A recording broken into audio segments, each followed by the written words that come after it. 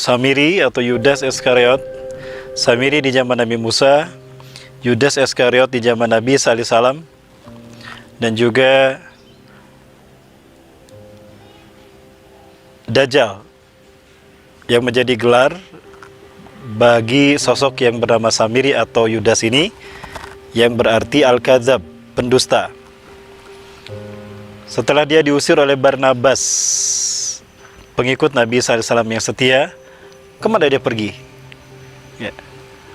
Bermodalkan ambisi untuk menguasai dunia, menyesatkan manusia dan menyembahnya, bermodalkan umur yang panjang, ditangguhkan Allah sampai menjelang terjadinya hari kiamat, juga bermodalkan kecerdasan yang super jenius, 60 tahun di atas akal jenius manusia, dan juga bermodalkan kemampuan sihir, melakukan apapun, mewujudkan apapun yang dia inginkan demi menyesatkan manusia dan mengikutinya.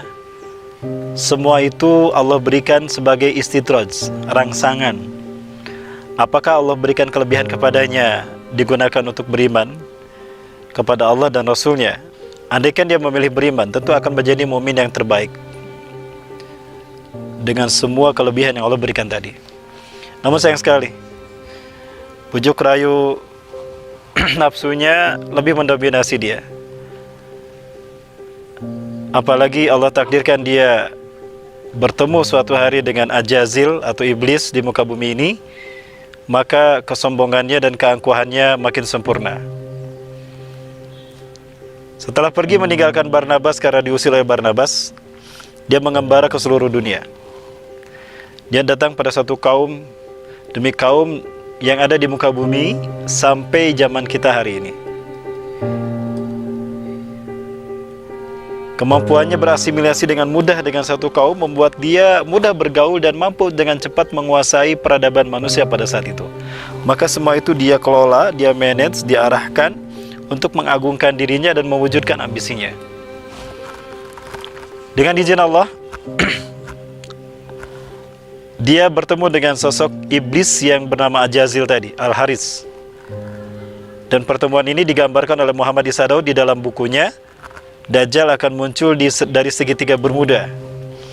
Dalam pengembaraannya, Dajjal bersama para pengikutnya, dia terdampar di pertengahan laut Samudra Atlantik, tepatnya di tengah-tengah teritorial lepas pantai yang dihubungkan oleh 3 titik, Florida, Bermuda, dan Puerto Rico. Segitiga inilah yang dikenal dengan segitiga Bermuda. Konon banyak terjadi peristiwa misterius di sana. Apabila ada kapal terbang, kapal laut, kapal selam melewati area ini, maka dia hilang. Ya, Muhammad Isa Daud meyakini dalam bukunya Dialog dengan Jin Muslim, kalau di sana mereka tidak hilang, tapi mereka ditutup dengan cahaya yang dipadatkan oleh Ajazil, iblis dengan kemampuannya, sehingga mereka berada di sana terkurung dan kita tidak bisa melihatnya. Dalam istilah Sunda, disumputkan ku jurig. Ini adalah peristiwa yang sering terjadi menjelang maghrib yang menimpa anak-anak kita. Hilang di sore hari, ditemukan di pagi harinya, padahal di tempat yang sama yang tidak jauh dari rumah mereka. Pertemuan antara iblis dan Dajjal ini menjadi satu momen yang luar biasa. Ya, ada satu buku yang subhanallah sudah lama sekali saya baca. Ya, buku-buku terkait dengan konspirasi Yahudi, iblis dan Dajjal. Pertemuan ini menjadi pertemuan yang dijelaskan dalam buku tadi, pertemuan yang istimewa, di mana Ajazil, iblis, berkata, hari ini adalah hari yang aku tunggu-tunggu. Sejak aku diturunkan dari surga ke dunia, di mana aku dipertemukan dengan saudara kembarku, Samiri. Maka panggillah dia oleh kalian sebagai Paman Sam. Wahai pengikutku, panggillah dia oleh kalian sebagai Paman Sam. Apa yang terbenak dalam pikiran kita, yang tersirat dalam benak kita ketika kita mendengar kata-kata Paman Sam? Tidak jauh kepada bangsa yang menjadi bangsa adidaya hari ini, yang sempat dipimpin oleh Ronald Reagan, yang dulu didirikan oleh George Washington sebagai negara Masonik pertama di dunia, dengan presidennya seorang Masonik, George Washington, dengan mata uangnya dolar yang syarat bermuatan simbol-simbol konspirasi akhir zaman, iblis dan dajjal. Ya. Pertemuan ini menjadi satu pertemuan yang melahirkan komitmen untuk menguasai dunia, menundukkan dunia, dan menundukkan manusia agar menghambakan diri kepada mereka. Maka jadilah mereka Tuhan tanda petik Dwi Tunggal, berdiri sama-sama mengakui sebagai yang maha tinggi, ya, dan menjadi saudara kembar. Kenapa dikatakan saudara kembar?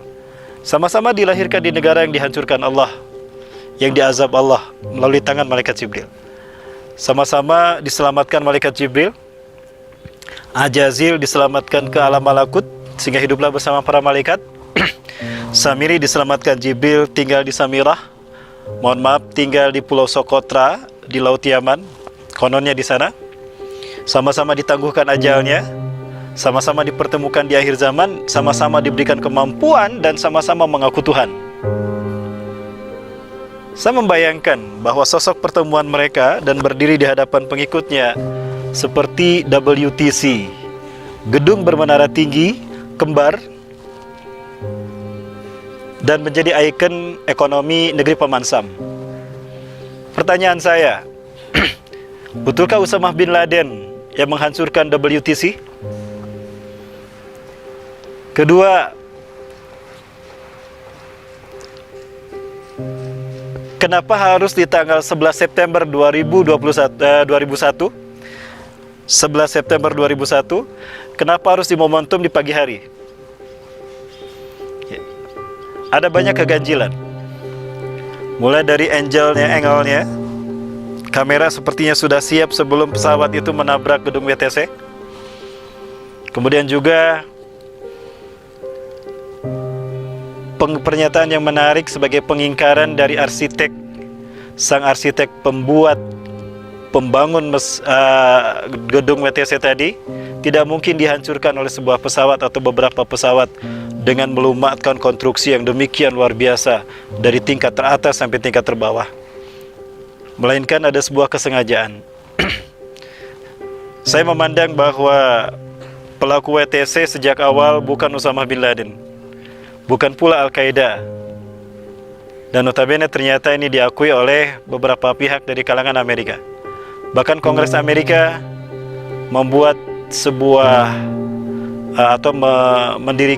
membentuk sebuah komisi yang bertugas untuk meneliti siapa dalang di balik kehancuran WTC.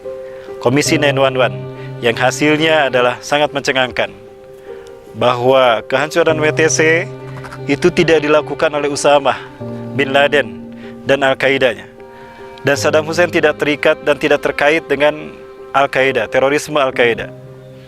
Justru ternyata dihancurkan oleh orang dalam Amerika sendiri.